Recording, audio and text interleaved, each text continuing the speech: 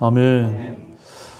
네, 오늘 여러분과 나눌 데살로니가전서 강의 16번째 말씀 제목은 5절에 있습니다. 너희는 다 빛의 자녀요 낮의 자녀니라.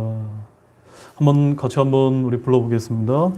너희는 다 빛의 자녀요 낮의 자녀니라. 저와 여러분이 뭐라고요? 빛의 자녀요 낮의 자녀입니다. 도대체 우리가 이 말씀이 의미하는 바가 무엇인지를 오늘 여러분과 함께 나누길 원합니다. 우리가 믿음 생활을 하면서 많이 듣게 되는 말 중에 하나가 빛의 자녀요, 낮의 자녀라는 이런 말을 많이 듣게 되는데, 과연 우리는 이 세상을 살아가면서 빛의 자녀요, 낮의 자녀답게 잘 살아가고 계신지 한번 이 시간을 통해서 생각해보는 그런 귀한 시간이 되기를 원합니다. 우리는 어떻게 하는 것이 이 마지막 때에 가까운 이 시기에 빛의 자녀요, 낮의 자녀로서 온전하게 걸어가는 삶인지를 여러분들과 함께 나누기를 원합니다. 자, 본문을 좀 보겠습니다. 5절 말씀 다시 한번 보겠습니다. 너희는 다 빛의 자녀요 낮의 자녀니라. 우리는 밤이나 어둠에 속하지 아니하니. 빛의 자녀요 낮의 자녀는 어디에 속하지 않는다고요? 밤이나 어둠에 속하지 아니한다는 것입니다. 근데 실상은 그렇지 않은 것 같습니다.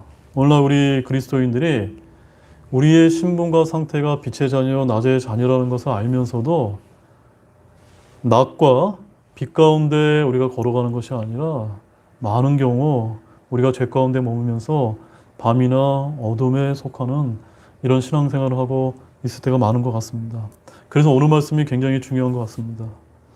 요한일서 1장 5절 말씀에 보면은 주님이 이렇게 말씀하셨습니다. 하나님은 빛이시요 그분 안에는 전혀 어둠이 없다는 것이라. 즉 하나님의 속성이 어떤 속성을 갖고 계십니까? 빛이십니다. 어둠이 없으십니다. 또한 사도 요한은 예수님을 가리켜서도 요한복음 1장 4절과 8절 11절에서 예수님께서는 빛이다라고 이렇게 이제 소개를 한 번 있습니다. 그러므로 오늘 본문에서 다루고 있는 빛의 자녀라는 것은 무엇을 의미하는 겁니까? 바로 하나님 및 예수 그리스도와 깊은 관련성을 갖는다는 것을 우리가 아주 쉽게 알 수가 있습니다. 여기서 빛의 자녀는 누구를 가리키는 말씀입니까? 빛의 자녀는 누구를 가리키는 겁니까? 네, 맞습니다. 바로 우리 신약 성도를 가리키는 그런 표현입니다. 즉 빛이신 하나님이요 예수 그리스도의 그 빛을 소유한 그 빛을 닮아서 주님의 빛을 반사시키고 비추게 해야 할 우리 신약의 그리스도인들을 뜻하는 말입니다. 근데 본문에서는 뭐라고 표현하고 있습니까? 너희는 일부가 빛의 자녀라고 표현하고 있지 않고 뭐라고 표현하고 있습니까? 너희는 다, 영어로는 all, 다 빛의 자녀라고 표현하고 있다는 말씀입니다. 무슨 말씀이냐면 이 말씀은 예수님을 믿고 구원받아 그 빛이신 주님의 빛을 소유한 우리 모두가 단 한 사람도 예외 없이 누구라는 겁니까? 빛의 자녀라는 것입니다. 또한 우리가 빛의 자녀일 뿐이 아니라 뭐라고 표현하고 있습니까? 낮의 자녀다라고 이렇게 표현하고 있습니다. 이것은 또 무엇을 뜻하는 것일까요? 성경이 성경으로 이제 답을 주고 계신데요. 즉 빛의 자녀요, 낮의 자녀의 의미는 영적으로 잠들어 있지 않고 깨어 정신을 차리고 삶을 살아가는 그리스도인을 뜻합니다. 낮의 자녀가 무슨 뜻이라고요? 영적으로 잠들지 않고 깨어서 정신을 차리고 살아가는 그리스도인을 뜻한다는 말씀입니다. 그 말씀이 어디 나와 있냐면 6절 말씀에 보면 알 수 있는데요. 6절에 어떻게 표현되어 있습니까? 그러므로 우리는 다른 사람들처럼 잠자지 말고 오직 깨어 정신을 차리자. 바로 빛의 자녀, 낮의 자녀란 다른 것이 아니라 바로 성경이 성경으로 알려주고 있습니다. 정신을 똑바로 차려서 깨어 있어야 된다는 겁니다. 깨어 있지 못하면 어떻게 됩니까? 어둠에 속하게 된다는 겁니다. 죄 가운데 빠져든다는 겁니다. 자, 이 부분에 대해서는 6절에 가서 더 자세히 이제 보겠습니다. 아무튼 여기서 가장 중요한 점은 우리가 이 구절을 읽을 때마다 잘 들으십시오. 이 구절을 읽을 때마다 빛의 자녀가 되라, 낮의 자녀가 되라고 읽지 않도록 조심해야 된다는 겁니다. 여러분 이해가 되십니까? 왜 빛의 자녀가 되라, 낮의 자녀가 되라는 말이 왜 틀립니까? 예, 맞습니다. 이미 우리가 빛의 자녀요, 낮의 자녀신 분이기 때문입니다. 이 말씀을 자칫 오해하게 되면요, 빛의 자녀가 되십시오, 낮의 자녀가 되라고 하면 이것이 마치 우리가 어떤 선한 행위를 해야만 이렇게 이루어지는 것처럼 오해가 될 수 있다는 점입니다. 많은 성도들이 기도할 때, 주님께 기도할 때, 주님, 저를 빛의 자녀가 되게 해주세요 라고 하고 이런 기도를 하는 것을 우리가 많이 듣게 됩니다. 그러나 우리는 빛의 자녀가 되기 위해서 어떤 노력을 할 필요가 있습니까? 없습니까? 없다는 점입니다. 이미 우리는 빛의 자녀가 되었기 때문입니다. 그것은 주 예수님을 우리가 진정으로 믿게 되었을 때 이미 이루어진 과거의 사실이기 때문입니다. 그래서 5절 말씀은 우리가 순종해야 될 명령이 아니라 이미 알고 믿어야 될 사실이라는 점입니다. 우리는 모두 빛의 자녀요, 낮의 자녀입니다. 그렇기 때문에 우리는 어디에 속하지 않습니까? 밤이나 어둠에 속하지 않는다는 것입니다. 아멘이세요? 분명히 말씀드렸습니다. 우리는 빛의 자녀요, 낮의 자녀이기 때문에 우리 안에 그 계신 그 주님의 빛을 반사시키고 비춰서 낮에 우리가 정신을 똑바로 살아가는 사람처럼 살아가야 될 사람이 죄를 지어서 숨어 있고 그 다음에 마치 밤과 어둠 가운데서 멀리 하는 것처럼 이런 모습으로 우리가 살아가서는 안 된다는 점입니다. 에베소서 5장 8절 말씀 한번 찾아보십시오. 에베소서 5장 8절 말씀입니다.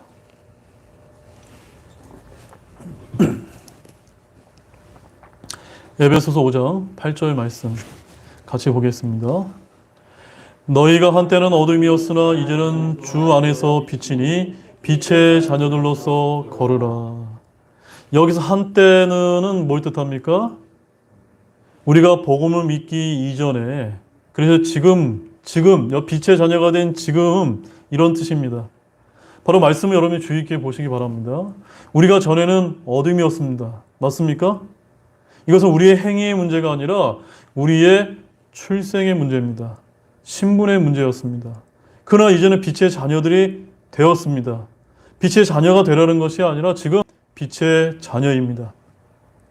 그렇기 때문에 빛의 자녀들처럼이 아니라 빛의 자녀들로서 걸으라는 겁니다. 영어로는 as입니다.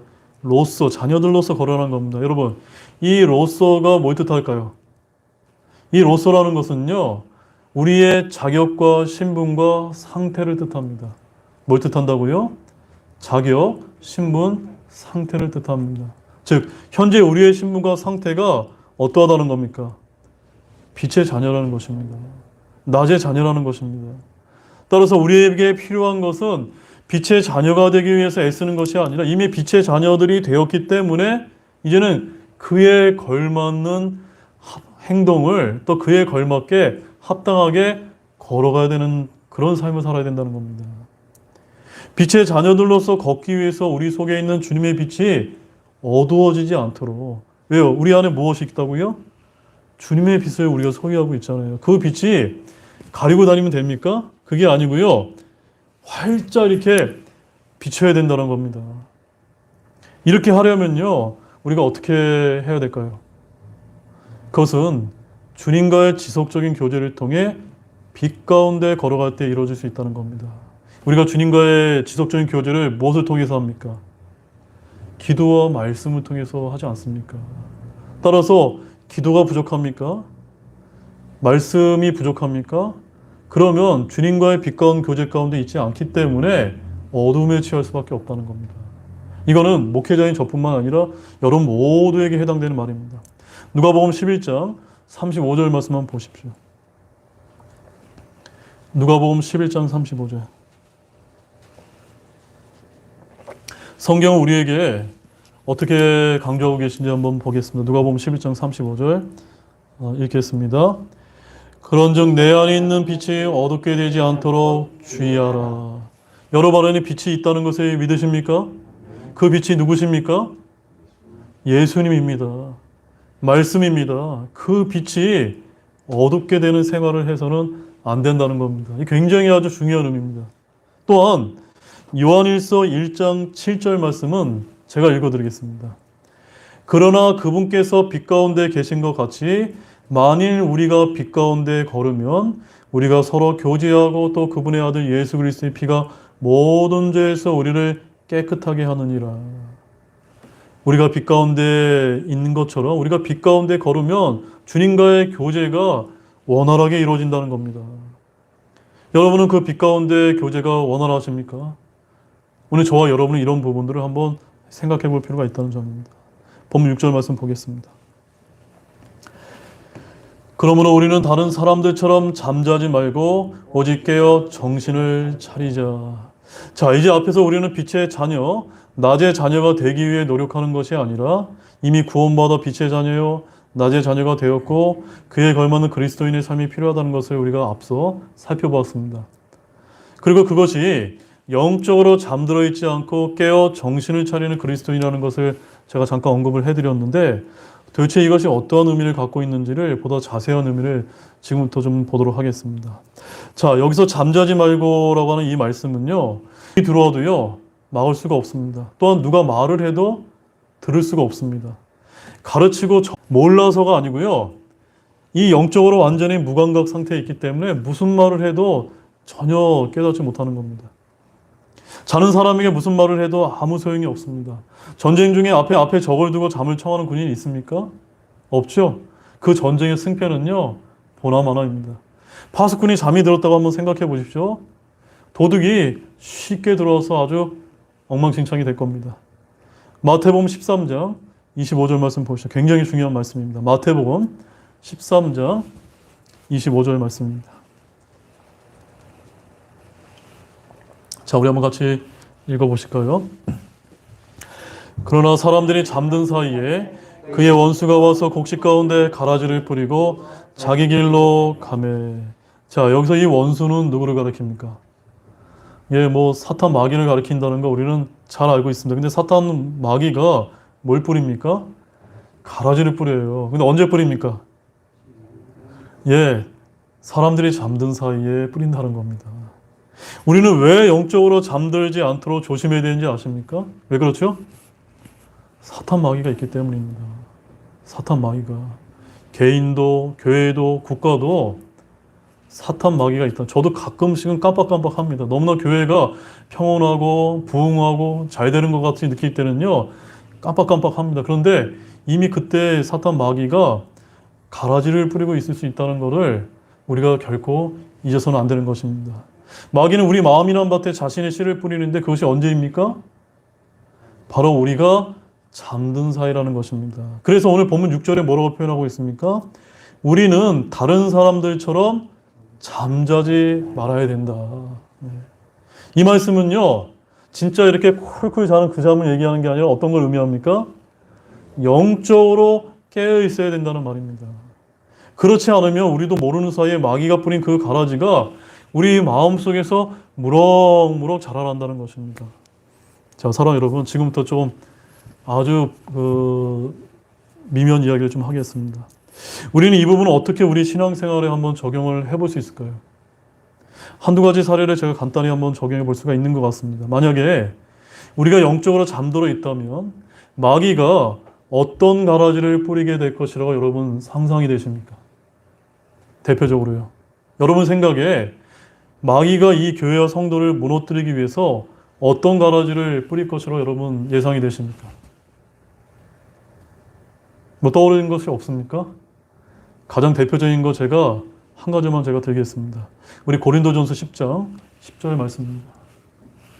한 세 말씀만 찾아보겠는데요. 말씀을 잘 보시기 바랍니다. 맞습니다. 근데 참으로 감사한 거는 우리 가정은요, 그 불평의 가라지가 있을 때마다 보호해 주셨어요. 네. 근데 왜 보호해 주셨을까라고 생각을 해봤을 때 정말 주님의 은혜와 긍휼이 아닐 수가 없습니다. 늘 기도와 말씀 가운데 깨어있지 않으면 나도 그렇게 빠질 수가 있겠구나, 이런 생각을 좀 해보게 되고, 빌립보서 2장 14절 말씀 보시죠. 빌립보서 2장 14절 말씀입니다. 빌립보서 2장 14절 같이 읽겠습니다. 모든 일을 불평이나 시비가 없이 할지니. 어떤 일이요? 모든 일입니다. 모든 일. 한두 가지가 아니고요. 모든 일인데 이것이 우리 성도 각자와 그 개인과 가정에서도 모든 일이 되어야 되는데 교회는 또 어떻겠습니까? 교회도 한두 가지는 불평을 해도 될까요? 아닙니다. 모든 일에 불평이나 시비가 없어야 된다고 얘기하십니다. 그 다음에 야고보서 5장 9절 말씀도 한번 보십시오. 야고보서 5장 바로 이 말씀입니다. 어떻게 우리가 해결할 수 있을까요? 심판자께서 문 앞에 계시다는 것을 늘 인식하면서 하나님을 두려워하게 되면요, 내가 이렇게 불평이 올라오려고 하더라도 아이고 내가 잘못했구나 이러면 안 되는데 하고서 주님 저 좀 도와주십시오 라고 해서 우리가 이 주님으로부터 보호를 받을 수 있는 것입니다. 자, 교회 내에 진짜 이제 본격적으로 한번 다뤄보겠습니다. 교회 내에서 누군가 다가와서 목사의 설교나 교회 방침에 대해서 불평을 하는 말을 듣게 되면 여러분은 어떻게 반응하시겠습니까? 또한 집사님이나 또는 다른 지체들에 대해서 누군가 뭐라 조금이라도 불평하는 분들이 계시다면 여러분 어떻게 반응하시겠습니까? 우리는 이 모두를요, 간단한 문제가 아니라 매우 매우 조심해야 됩니다.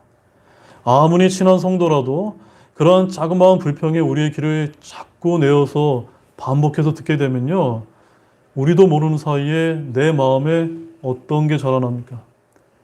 불평의 가라지가 무럭무럭 자라는 겁니다. 그래서 불평하다가 파멸시키는 자에게 함께 멸망을 당할 수가 있습니다. 그래서 너희는 그들과 같이 불평하지 말라는 이 고린도전서 10장 10절 말씀을 우리는 신앙생활하면서 늘 누구라도 예외 없습니다. 목사도 집사도 임원 형제님도 다른 모든 우리 교회 성도분들이 항상 깊이 새겨야 됩니다. 또한 성도 여러분들이 영적으로 잠들지 않기 위해서 무엇을 가장 신경 써야 할까요? 각자가 기도와 말씀 읽기를 게을리하지 않아야 되면 물론이고 공적 예배도 잘 참석하고 설교자의 메시지에 귀를 기울여서 여러분이 들을 필요가 있다는 점입니다. 목회자가 강단에서 설교를 하다 보면 제가 몇 가지 반응을 보게 되는데 그 중에서 가장 아쉬운 반응은요, 설교를 잘 듣지 않는 것 같은 분들을 제가 간혹 보게 됩니다. 그런 분일수록 꼭 나중에 가서 어떤 영적인 문제가 반드시 터지게 되어 있습니다. 본교회 담임 목사의 설교는 주의 깊게 듣지 않으면서 유튜브를 통해 다른 교회나 다른 유명한 목사의 설교는 너무나 잘도 듣습니다. 그런데 본교회의 설교는 잘 안 듣습니다. 그러면 어떻게 됩니까? 반드시 문제가 터지게 되어 있습니다. 영적인 문제가 일어나지 않을 수가 없다는 겁니다. 이는 다른 좋고 훌륭한 목사님의 설교를 전혀 듣지 말라는 의미가 아니라는 것을 여러분 잘 알 것입니다. 본교회 설교를 주로 듣고 다른 교회에 유익한 설교는요, 보완적이고 참고적으로 들으라는 말씀입니다. 저 역시도 마찬가지입니다. 저도 설교를 하는 입장에 있지만 다른 유명한 목사님의 설교를 부족하기 때문에 제가 참고로 듣는 거지 그를 주로 듣지 않는다는 겁니다. 제가 신앙생활을 하다 보니까 특히 이 독립침례교회 성도로서 제가 여러 교회를 직업상 다니면서 아주 다양한 유형의 사람들을 많이 이제 접하게 됐는데, 목사가 설교를 잘하고 훌륭하게 전달하는 것도 매우 중요하지만 성도분들 역시도 영적으로 깨어있고 영이 맑고 순수한 분들은 설교를 잘하든 못하든 교회를 신실하게 잘 섬깁니다. 왜냐하면요, 그 설교가 어떠하든 정말로 그분들은요, 선포된 말씀을 자신들이 들어야 될 말씀으로 주의 깊게 듣기 때문입니다. 그러나 본교회 설교 말씀은 잘 안 들으면서 다른 설교와 비교하게 되면요, 이런저런 평가를 내리게 되어 있습니다. 그리고 나중에는 결국에 가서 그것이 조그만 불평이 큰 불평이 되고 종국에는 아주 교회에 골치 아픈 그런 영적인 문제가 일어나게 되어 있다는 점입니다. 여러분, 그래서 제가 조금 부족해도 여러분이 이 교회에 속한 지체분들이라면 하나님께서 우리 교회 목자의 입술을 통해 무슨 말씀을 전달하려고 하시는지 모든 주의를 기울여서 들어주시기 바랍니다. 그렇지 않으면요, 정말로 주님께서 우리 교회 목자로 삼아주신 분의 말씀을 주로 들어야 우리 교회에 필요한 말씀을 주님께서 저를 통해서 주시지 다른 분을 통해서 주시지 않을 거 아닙니까? 그러니 여러분의 신앙에 결코 유익이 있으려면요, 일단 본교회에 충실해야 되는 겁니다. 자, 본문 7절 말씀 보겠습니다. 잠자는 자들은 밤에 자고 술 취하는 자들은 밤에 취하느니라. 자, 여러분, 잠자는 자들과 술 취하는 자들의 공통점이 무엇입니까? 그들은 모두 깨어있지 못한 사람들이라는 겁니다. 잠자는 사람들을 결박하고 죽이는 일은 쉬울까요? 어려울까요? 쉽습니다. 술 취한 사람들을 넘어뜨리는 거는 쉬울까요? 어려울까요? 쉽습니다. 건드리지 않아도요, 자기가 스스로 자빠진다는 겁니다. 잠자는 사람, 술 취한 사람에게는요, 어떠한 일도 지시하거나 가르칠 수도 없습니다. 또한 술 취한 사람들은 들으려 하지 않고 자기 말만 합니다. 그런데 오늘 본문에서 잠이나 술 취하면 대부분 언제 일어납니까? 밤에 일어납니다. 희한합니다. 낮에 일어나지 않습니다. 네. 낮에는 뭐 하는지 모르겠지만 밤에 일어난다는 겁니다. 낮에 잠을 자면요, 그분은 병이 들었거나 육체적으로 너무 피곤한 경우일 것입니다. 낮에 술에 취하는 자들은요, 일을 하지 않고 노는 게으른 사람들입니다. 잔치에 간 사람들은 대낮부터 술을 마십니다. 따라서 영적으로 잠들어 있거나 취해 있는 사람은요, 옳고 그름을 분별할 수 있는 정신이 없다는 것을 뜻합니다. 이것이 어둠과 밤에 속한 자의 특징입니다. 그래서 여기서 잠자다라고 하는 이 말은요, 깊은 잠에 빠져 있어 모든 지력과 의지와 감각이 완전히 마비된 상태, 즉 영적으로 무감각, 무지각, 무의식 상태에 깊이 빠져 있다는 것을 말합니다. 우리 성도분들이 이래서는 안 된다는 겁니다. 또 술 취하다는 말은 실제로 술에 취하여 모든 판단력과 분별력이 흐려져 있는 상태를 말합니다. 자신의 의지와 무관하게 본능적으로 욕구에 따라 행동을 감행하는 사람을 그런 뜻한다는 말입니다. 그래서 우리가 정신을 차리고 깨어있으라고 하는 이 말은요, 우리가 영적으로 판단하고 영적으로 분별할 수 있어야 된다는 말입니다. 어떠한 개인사, 가정사 또는 교회의 어떤 문제, 또 국가의 어떤 문제가 발생했을 때 이것이 옳은지 그른지 우리는 무엇으로 판단합니까? 내가 배운 학식으로요? 아닙니다. 우리 그리스도인들은 하나님의 말씀으로 영적으로 판단해야 됩니다. 그래서 어떤 일이 옳은지 그른지 여러분이 판단을 하기 어려울 때는 누구에게 찾아가셔야 됩니까? 이 교회 담임 목회자인 저에게 찾아오셔서 목사님, 이러이러한 문제에 대해서 어떤 것이 영적으로 올바른 판단입니까? 저에게 한번 물어보셔야 됩니다. 그럼 제가 답을 드리거든요. 근데 대부분은 답을 엉뚱한 데서 찾고 미리 예단해서 이제 문제가 발생하는 경우가 많이 있다는 겁니다. 그래서 우리는 오늘 이 말씀처럼 잠자는 자들은 밤에 자고 술 취하는 자들은 밤에 취한다는 이 말씀을 우리가 잘 기억할 필요가 있다는 것입니다. 우리 그 다음에 8절 말씀 보겠습니다. 그러나 낮에 속한 우리는 정신을 차려 믿음과 사랑의 흉곽을 입고 구원의 소망을 투구로 쓰자. 자, 여기 이제 보게 되면 어떤 접속사가 연결되고 있습니까? 그러나라는 접속사가 연결되어 있다고 하는 이것을 볼 때 바로 이 8절 말씀의 내용이 앞에 있는 7절과 큰 대조를 이룬다는 것을 우리가 쉽게 알 수가 있습니다.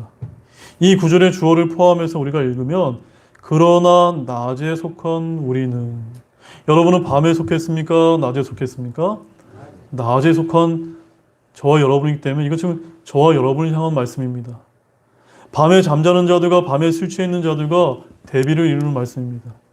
이는 예수 그리스도를 믿고 구원받은 우리는 결코 어둠에 속하여 자고 취하는 자들과 같지 않다는 의미를 전달해 줍니다. 이제 이어지는 내용에서 바울은 낮에 속한 자들로서 그의 합당한 삶을 살라고 우리에게 권면하고 있습니다. 이처럼 저와 여러분은 낮에 속한 자들입니다.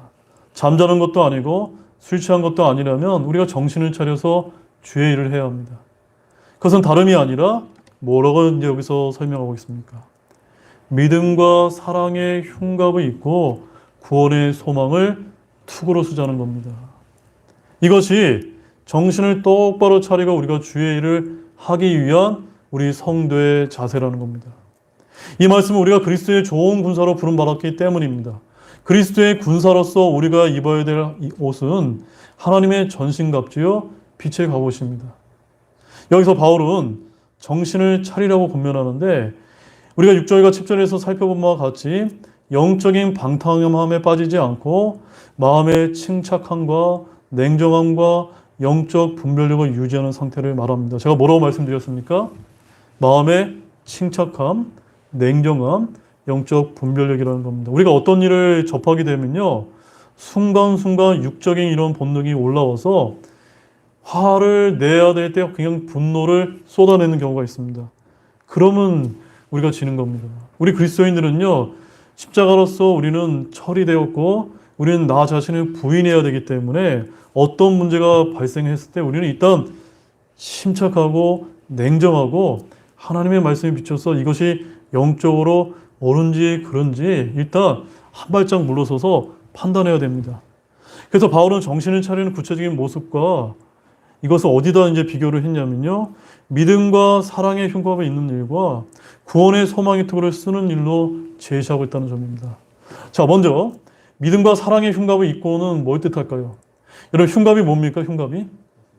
흉갑은 고대 로마 군인들이 여기 이제 이 목에서부터 여기 우리 허리까지 가슴을 보호하는 보호대가 아닙니까?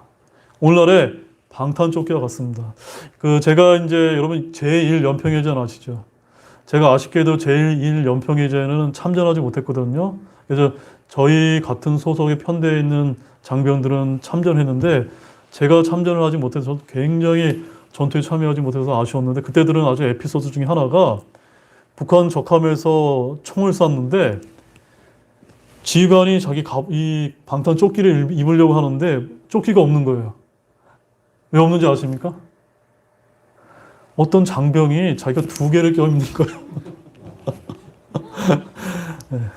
그러니까요, 훈련할 때 그렇게 입으라고 하면 이 방탄 조끼 입는 게 얼마나 귀찮은지 몰라요. 안 입어요, 훈련할 때. 근데 진짜 전투 상황이 발생하니까 입지 말라고 해도 지휘관 것까지 뺏어다 자기가 입다가 걸려가지고 아주 혼난 경우가 있거든요. 참 재미난 에피소드지만 웃을 일이 아니에요. 이만큼 우리 가슴을 보호하는 것이 너무나 중요하다는 제가 웃자는 얘기로 말씀드렸습니다. 이렇게 우리의 이 방탄조끼와 같이 전쟁 시 적군의 치명적인 공격으로부터 우리 몸을, 우리 가슴을 안전하게 지켜주는 장비가 흉갑입니다. 바울은 이러한 흉갑을 어떤 흉갑이라고 표현했습니까? 믿음과 사랑이라는 말을 연관시키고 있다는 겁니다. 믿음과 사랑이야말로 우리 낮에 속한 빛의 자녀들이 이 마지막 세대에 임박하여 일어나는 각종 영적 싸움에서 자신의 신앙을 지키고 보호할 수 있는 방법이라는 겁니다. 여러분, 믿음은 잘 아시죠? 사랑은 잘 아십니까? 사랑은 고린도전서 13장 말씀을 보십시오. 많은 우리 성도들이 사랑을 착각하게 되는데, 사랑은 모든 죄를 덮어주는 것만이 사랑이 아닙니다. 뭐라고 되어 있습니까? 불법을 기뻐하지 않고 진리를 말하는 것까지 포함되어 있습니다. 그래서 여러분이 사랑에 대해서 모른다면 그 사랑을 잘 보시기 바랍니다. 자, 에베소서 6장 16절 말씀 보십시오. 에베소서 6장 16절 말씀.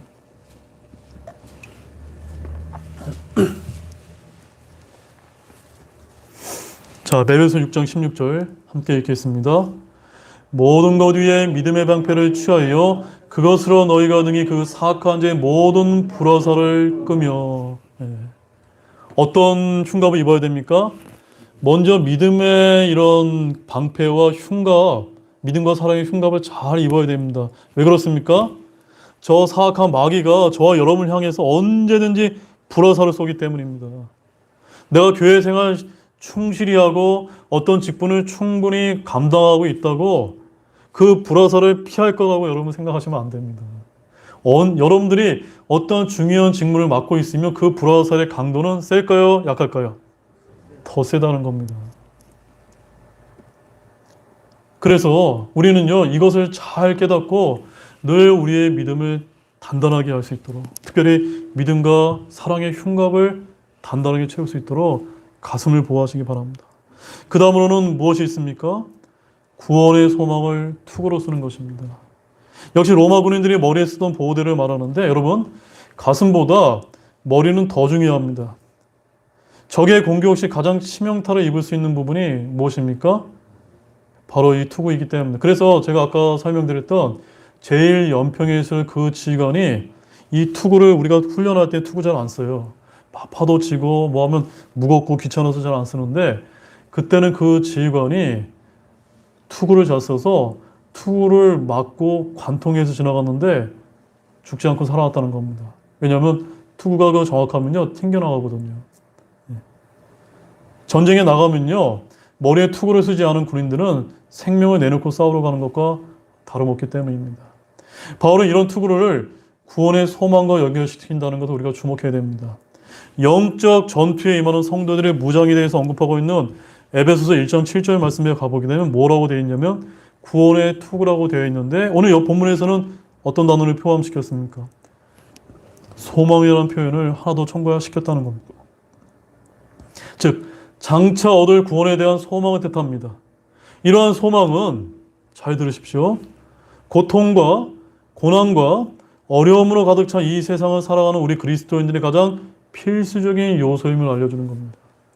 이 소망을 간직한 성도들에게는 보이는 이 세상이 전부가 아니요 장차 말할 수 없는 영광으로 갚아줄 하나님의 왕국이 기다리고 있기 때문에 그들은 이 세상에 동화되어 영적으로 무감각하게 살아고픈 그런 유혹들을 단호하게 물리친다는 점입니다. 그러나 장차 썩지 않은 영광에 이르게 된다는 소망이 없는 자들에게는 그가 처한 이 세상이 전부이기 때문에 그들은 이 세상에서 얻을 수 있는 쾌락에 자신을 방인함으로써 영적인 무감각과 안일에 빠져 살아가게 된다는 점입니다. 따라서 우리가 구원의 소망을 투구를 잘 쓰고 있다면 어떠한 위험에 노출되어 저와 여러분의 머리가 깨지는 일은 결코 없을 것입니다. 따라서 오늘 이 본문은 무엇보다도 우리의 마음, 우리 가슴을 지키잖아요. 우리의 마음을 지켜야 되고 우리의 머리인 생각을 지킬 수 있도록 말씀해 주시는 것을 결코 잊지 않는 여러분 되시길 바라겠습니다. 이제 결론을 맺겠습니다. 여러분, 오늘 우리는 너희는 다 빛의 자녀요 낮의 자녀니라라는 이 말씀을 살펴보았습니다. 이 말씀의 의미가 여러분 잘 와닿으셨습니까? 말로만 빛의 자녀, 낮의 자녀가 아니라 빛의 자녀요 낮의 자녀로서 걸어가야 된다는 점입니다. 지금은 마지막 때에 가까운 세대입니다. 그때와 그 시기에 대해서는 쓸 필요가 없지만 주의 날에 밤에 도둑같이 이르는 줄 우리는 완전히 알고 있습니다. 맞습니까?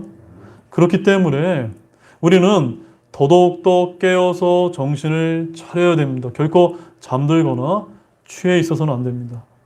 빛의 자녀인 또 낮의 자녀인 우리가 어두운 밤을 사는 것처럼 영적으로 잠들어 있고 분별력이 없다면 정말 정신을 똑바로 차려서 깨어서 걸어갈 필요가 있습니다. 그런데 그것은 다른 데 있지 않습니다. 낮에 속한 우리는 정신을 차려 믿음과 사랑의 흉갑을 입고 구원의 소망을 투구로 잘 써서 우리의 가슴과 우리의 마음을 잘 지키는 것입니다. 그런 모든 우리 등대교회 형제 자매님들이 되시기를 우리 주 예수 그리스도의 이름으로 축원드립니다. 기도하시겠습니다. 하나님 아버지 정말 감사합니다. 오늘 너무나 귀한 말씀을 저를 통해서 또 들려주게 하심을 너무나 감사를 드립니다. 먼저 목회자인 저부터 주님께 회개를 드립니다. 과연 저 역시도 어떤 경우에는 정말 주님께 온전히 기도하지 못하고 또 말씀은 늘 붙잡고 또 빛 가운데 교제하지 못해서 잠들어서 정말 사탄이 뿌리는 이 가라지를 분별하지 못하고 번번이 쓰러질 때가 있지는 않은지 정말 그런 것이 있다면 주님께서 용서해 주시고 주님께서 깨끗이 저희 죄를 정말 깨끗이 해주시기 원합니다. 여기 계신 모든 분들 역시도 우리가 정말 빛의 자녀요 낮의 자녀로서 늘 잘 걸어가는 우리 사랑하는 형제자매님이 모두가 될 수 있도록 주님께서 인도해 주시기를 원합니다. 정말 다른 것이 없는 것 같습니다. 정말 주님 오실 날이 가까웠기 때문에 너무나 혼탁한 일들이 국가적으로나 또한 교회적으로나 또한 가정적으로도 우리가 어둠과 밤 가운데 살아갈 수밖에 없는 이런 환경적인 요소들이 너무나 많이 있습니다. 그럴수록 저희들이 더욱더 열심히 기도하고 더욱더 열심히 말씀을 읽고 더욱더 주님의 그 말씀의 빛 가운데 교제할 수 있는 우리가 될 수 있도록 도와주시옵소서. 그래야 깨어서 정신을 차려서 잠들어 있지 않는 그런 성도가 될 수 있도록 도와주시기를 원하며 설령 우리 교회 가운데 혹여 잠들어 있거나 술에 취해 있는 이런 영적인 무지 상태에 있는 그런 분들이 계시다면 주님께서 긍휼을 베풀어 주시고 저의 입술을 사용해 주시고 사랑과 믿음의 흉감을 가진 귀한 성도분들의 입술을 통해서 그 지체를 도울 수 있도록 주님께서 귀한 은혜를 베풀어 주시기 원합니다. 정말로 감사를 드리며 이 모든 말씀 우리를 구원해 주신 주 예수님의 이름으로 기도드렸습니다. 아멘. 잠시 기도하고 수요 모임을 마치도록 하겠습니다.